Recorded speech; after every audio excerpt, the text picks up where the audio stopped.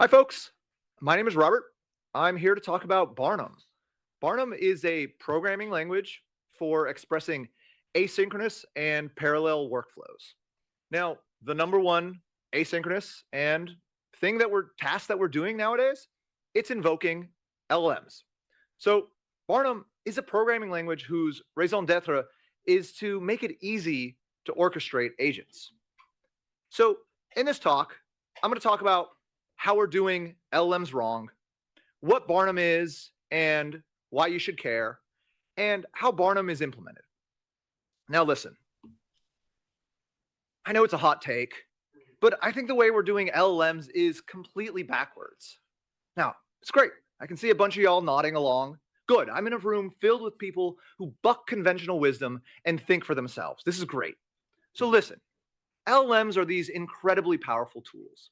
We're using them for all sorts of things, from programming to customer service to unlicensed therapy to responding to your mother when you don't feel like doing it yourself.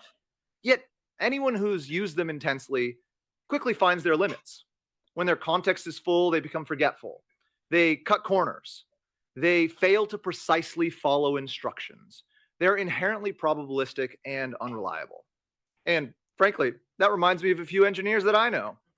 And listen, our ability to build valuable abstractions on top of LLMs is limited by this unreliability. And most of the value is going to come when we can actually fully remove the human from the loop. So 1.9 of uptime is simply not enough unless you're GitHub. So we need to improve the reliability of LLMs. That's where all the value lies. So am I just going to come up here and tell you to use plan mode, or when things get hairy, go ahead and use this fancy new thing called the Ralph loop? No, those are helpful, but they're insufficient. Let's consider a simple task like implementing a small and well-scoped feature. If it's simple enough, you can ask the agent to one-shot it. But for anything even remotely complex or whose implementation you have strong preferences about, that's not going to work. It'll do something, you'll ask it to change it, and by the time you're done, there's so much dead code, and it's just going to be a bad outcome. Okay, so everyone knows the next step is to use plan mode, and that helps. You can iterate cheaply. You can defer implementation until you're sure that it's going to do the right thing. But of course, agents find creative ways to fail nonetheless. It gets frustrated and gives up. It keeps pushing the envelope. Okay, we can start implementing now, even though you're certain that maybe some edge cases haven't been fully figured out. And ultimately, it ends up building the wrong thing. And Ralph loops, they're helpful. It's harder for the LLM to give up if you keep re-invoking it, but it can still produce the wrong code. It can still disable unit tests. And as we'll see, it doesn't address the actual issue. So what's an ideal workflow for having an agent implement a feature? Let's list the steps. Of course, we need to ask the agent to implement the feature. That's a given. Then we'll want one or more agents to review the code for quality, security, adherence to the original task, whether they cut corners. We don't want the original agent doing that. That's a bit like self-dealing. Then we want to run unit tests, type checking, lints, rules, and so on. The era of subsidized tokens is rapidly coming to an end. So unless you have really deep pockets, you don't want to waste the tokens on that. Then we want to take that feedback and have an agent incorporate it and loop until everything is green. Then we want to take the final commit and split it into smaller atomic commits. And of course, we want to ensure that each commit passes all of these checks. So we split it into smaller commits, and then we have to merge it. Sometimes we'll split things into smaller commits, and then it won't pass type checking, so we have to merge it back into one commit. This is the kind of stuff that you do as an engineer naturally. Now, this is a linear bulleted list, so in the interest of space, I've omitted some details. And of course, for each step, we want retry logic, timeouts, error handling, and maybe we want to limit the retries to 3 because it might be indicative of the system being down, and we don't want to waste tokens for no reason.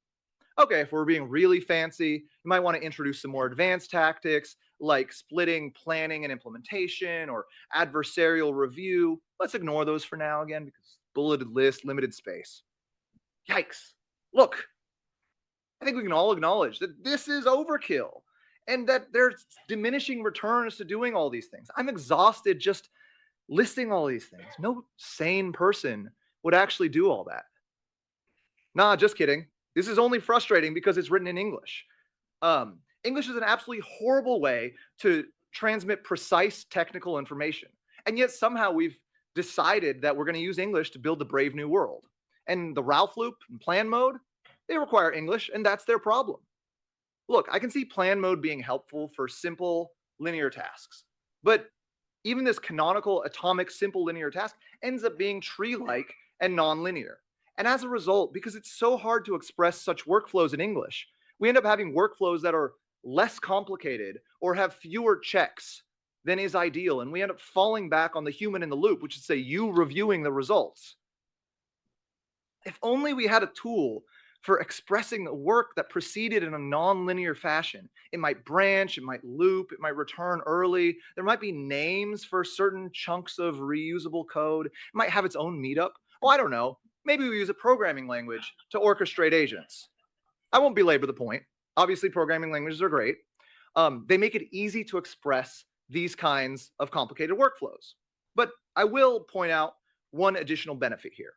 A world where we're using a programming language for orchestrating agents is one in which the agent is not in charge.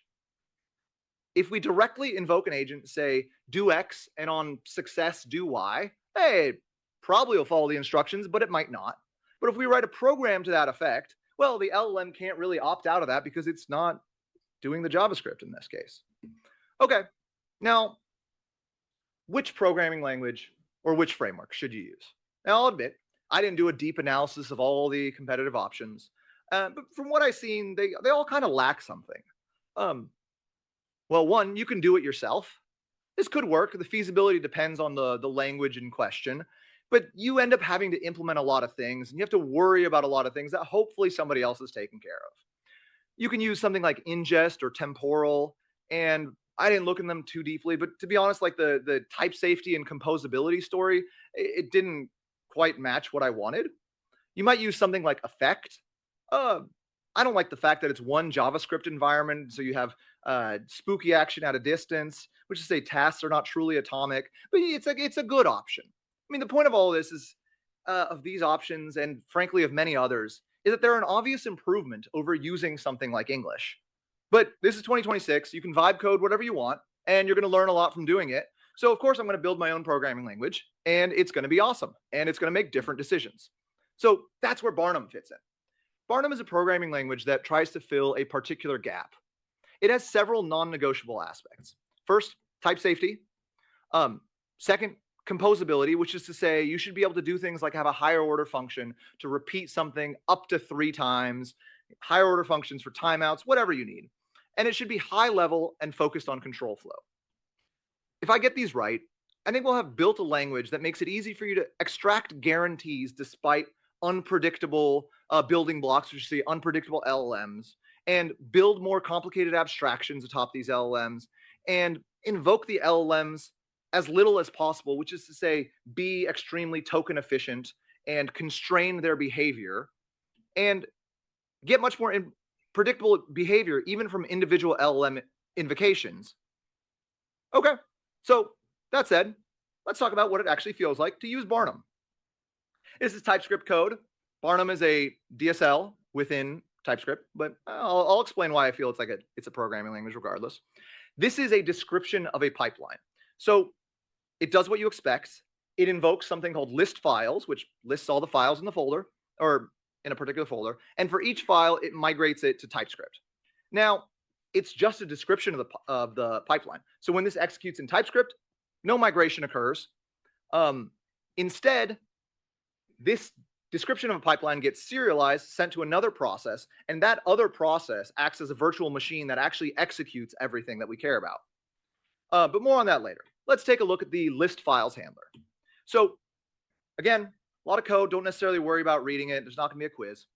The actual leaf nodes are defined as so-called handlers, which is to say they're exported JavaScript functions. But in the future, they can be exported Python functions, bash scripts, whatever you want. It's actually quite trivial to add that. I just, for prioritization reasons, haven't added that.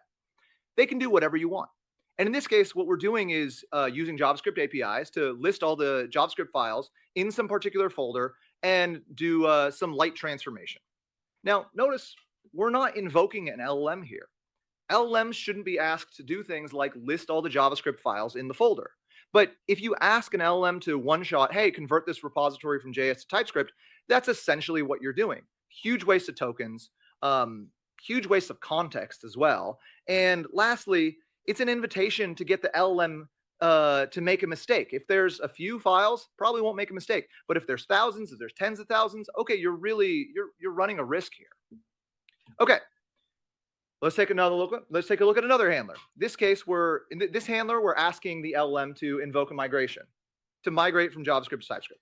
Again, just arbitrary JavaScript code, but I just happen to be calling some function called invoke LLM, which will invoke a process that calls one of these LLMs using a process. Okay, so notice what we did here. We just crafted the prompt, and then we were very strict about what files it could actually read and write to. So in particular, it shouldn't have access to other files. I mean, it's an agent, so it can theoretically do whatever the heck it wants. But in practice, it's going to be a lot more restricted because we have limited it to a small number of files. It's not going to read around your code base. It's not going to find some extraneous API key. And it's not going to be able to delete the prod database of your rental business just because you have specifically restricted the work that it can do for this small atomic task. And furthermore, if we're improving upon this, we could read this file ourselves and include it in the context because we know that it's going to need the JavaScript file as part of its input. So why have it read it on its own? Like, we could improve upon this, but the point is we can do a lot here to constrain the LLM by dint of calling it programmatically. Okay, so what else might we do in Barnum? Well, we might want to run the TypeScript type checker in a loop and fix any errors that come up. Let's see what that looks like. Okay, this is the final Barnum code snippet for now. Here we see the first distinctive thing about Barnum. Loop is a function and accepts another function taking two parameters, which we'll call recur and done. The function is immediately invoked in TypeScript and returns the body of the function of the loop as a pipeline. When the pipeline executes recur or done, well, it'll restart the loop and it'll either restart the loop or proceed to the next statement. Now, recur and done, they're not keywords and they're not globally accessible functions. This allows us to guarantee two things. First, as long as recur and done don't escape the function, which is to say you don't do something shady, they're guaranteed to have a loop that will handle them. Okay, so that's a little bit more relevant for something like a try-catch handler, which is to say you can guarantee with Barnum that errors thrown by this particular code will be handled by this catch handler. It's a particular peeve of mine that in JavaScript you really can't do that. And secondly, they close over the identity of the loop. So there's no ambiguity about which loop is being recurred and no need for labels. Okay, so quick detour. Why write these pipelines in TypeScript? Well, for one, it saves work. I would have had to write a lexer, a parser, a type checker, and so on. Not that that's not doable, but I started this project in, I think, March, and it is not even May. So definitely in the interest of time, you got to use the tools that you have available. Secondly, TypeScript forces my hand in a good way. I would have had to think about what I want the language to look like, and I would have spent weeks iterating on all the exact details. With TypeScript, it's very clear that I want a builder pattern and that works in one particular way. And frankly, TypeScript, not so bad. It actually does a really good job of doing this kind of type checking for me. And more importantly, it's also meeting people where they're at. TypeScript, that's the lingua franca, and I want users. Now, if I told you you'd be able to orchestrate your agents and have this incredible performance and whatever, but you'd have to learn another language that kind of looks like it's in the ML family, maybe it's a little similar to Haskell, well, not a lot of people would take me up on that. Maybe this room would, but not most other people. So, with that said, that's why TypeScript. But with that said, let's talk about Rust. So the first thing that happens when you call run pipeline is that the pipeline gets turned into an AST. Don't even worry about reading this. And then that gets serialized and sent to a separate process written in Rust. So what's nice about this is that on the TypeScript side, I can actually provide a really high level convenient API and then do some light transformation to it to turn it into something that's a very simple, low-level AST.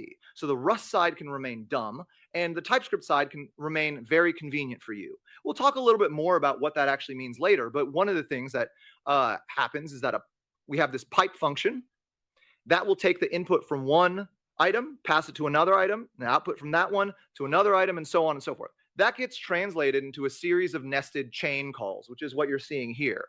And if you had to manually produce this, I mean, nobody would use this. So that's quite nice. Okay, now on the Rust side, this AST gets flattened and turned into bytecode, which is just a flat array of instructions indexed by position. We flatten it the way you would expect. We essentially do a depth-first traversal, but in some cases we pre-allocate things so it ends up looking more like a breadth-first traversal. And why? Well, performance. The handlers, so it's basically likely that subsequent items are present in the cache and we don't have to follow pointers around and so on and so forth.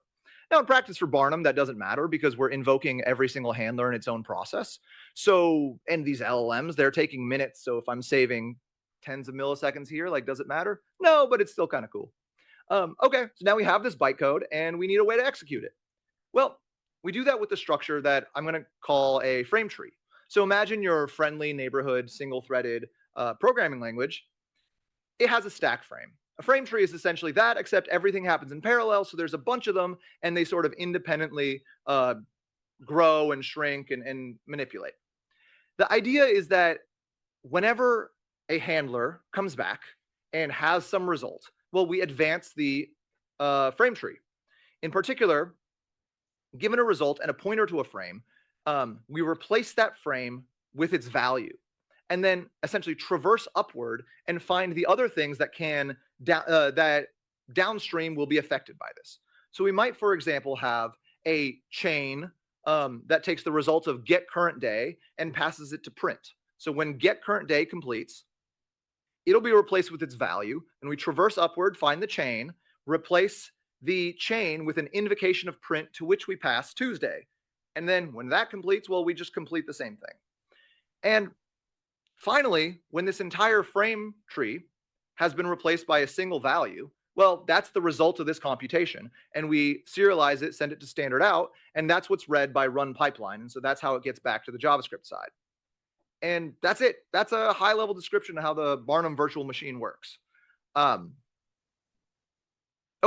so one of the really cool things, I think, about Barnum is that it has algebraic effect handlers. Why? Well, I think it's because they're cool, and I could make whatever choices I want when building this. And one of the things that always bothered me about JavaScript is that it's really hard to compose try-catch. So for example, it would be great to invoke some arbitrary JavaScript and provide a catch handler and have this specific catch handler accept errors of that particular type. We might really want do something that produces errors to log those errors to Sentry. That's a nice thing to have. But wait, what if I pass a different function here? What if I do something like this? Well, oh no, log error to Sentry is not going to be called because our errors are swallowed by this other thing that logs them to the console. This has always annoyed me. Now, let's look at how this is done in Barnum. Here we have a try-catch node, and that, like the loop, takes a function that that gives you a throw error node. And note that throw error is a value, and it closes over the identity of the try-catch. So there's no ambiguity about which error handler is invoked. But really, the reason that I wanted to use algebraic effect handlers is not that this is pretty and particularly nice, although it is. It's that actually many features behave in the exact same way. Try-catch, adding timeouts for handlers, looping, and many more. They're all handled by the same primitive, algebraic effect handlers. And in the interest of time, if I'm going to have a language that has a simple base set of primitives and also a lot of features, well, then I have to make smart choices.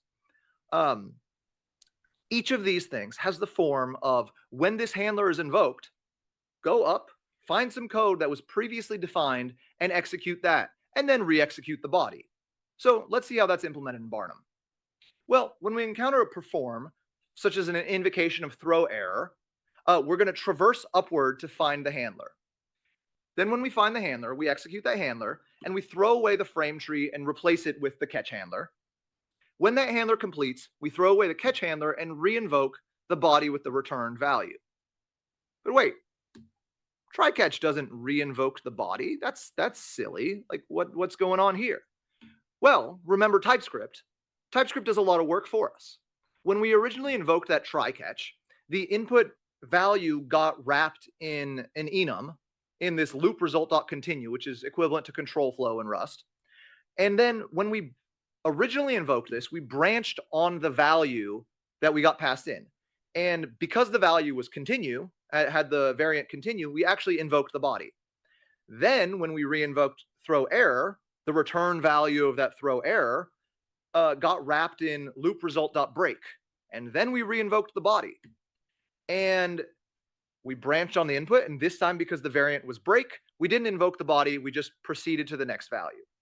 Okay, that sounds like a lot of hoopla. That sounds like a lot of overhead. Well, the thing is, you have to trade two things off.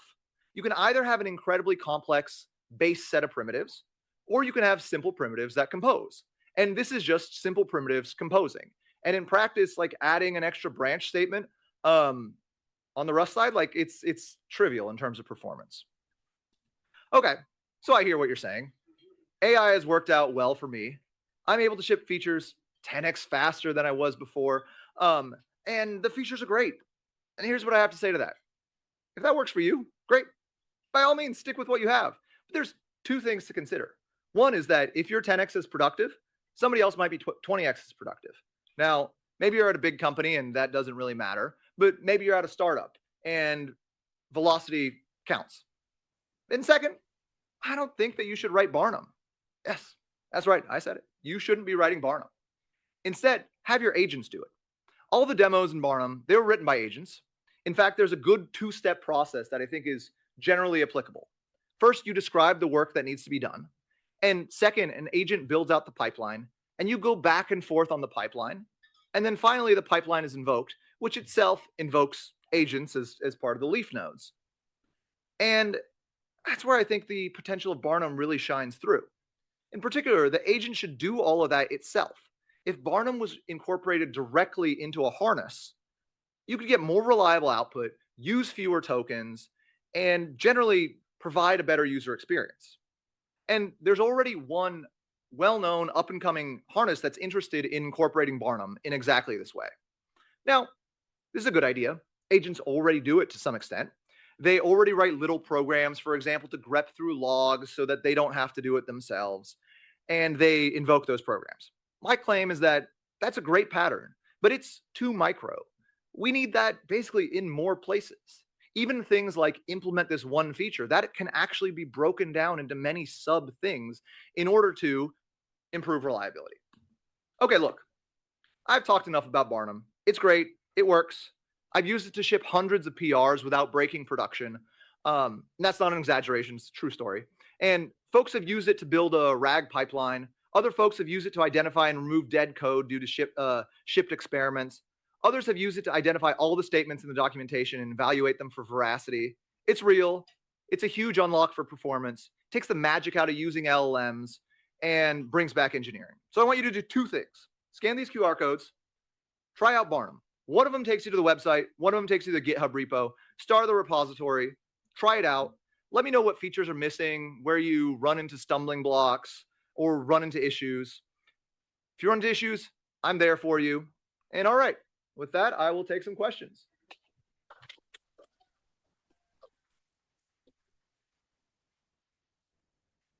Is this perfect? This is working. We're going to have a couple of mics moving around to do Rob do one. I'll give you to the others. Dennis, do you want to be the first? Sorry, I'll go over to Dennis there. Just keep your hand raised if you have a question to someone from round. Hey, nice presentation. I was wondering if you could demonstrate the use of Barnum. Oh, all right. Sounds like a good idea. Let's go ahead and do that. If only they had that planned out. Let me see how I can. Okay, so one of the things I'm going to do to demonstrate this, and I can take questions at the same time, is I will go ahead and move this to the other repository. Next question. Yeah. Oh, thank you for the presentation. A really nice presentation. I have a little bit of PR nerd question. So I saw that you have a loop recurse in your demo. So I wonder what if in the code I don't call recurse all done. Then it just goes to the next statement. If the loop finishes, it passes the value to the next statement. So the output value or the output type of the loop has to match on the overall return value of the statement and also on what you pass to done. Oh, so done is something like the return. Yes. Or break. Yeah, it's equivalent to break, and the type of break has to be the same thing as the last value of the evaluated loop, essentially. Yeah. Over there. Yeah. So at the start of the talk, you said that you didn't write but it seems like using TypeScript as a harness fits your use case really well. So are you not is the lack of a runtime purely a time thing, or do you feel like maybe it's a way beyond, way out in the future feature that you don't see the need? So to clarify, the runtime is in TypeScript. Is in Rust. Okay. Yeah. So the TypeScript DSL gets serialized and sent to a Rust process where it's deserialized, and that's the screenshots that you saw of the debug output. And then the TypeScript DSL is fairly, it's not a huge thing. So like in theory, we could have a Python DSL. We could have whatever other languages people are using could have their own DSL, and it could also have its own language. I actually do want to incorporate this as its own language in some other places. But yes, in the interest of time, the DSL part is that. So before we take another question, I'm actually going to start this. So let me just quickly demo what's going on.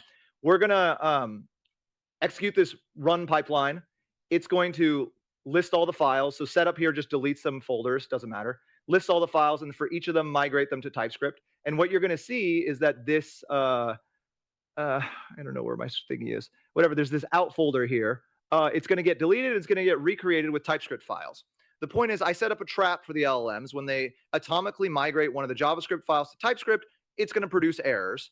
In particular, because if you look at main.js here, it's going to call, it calls get magic number, and then it adds one. And that's a mistake.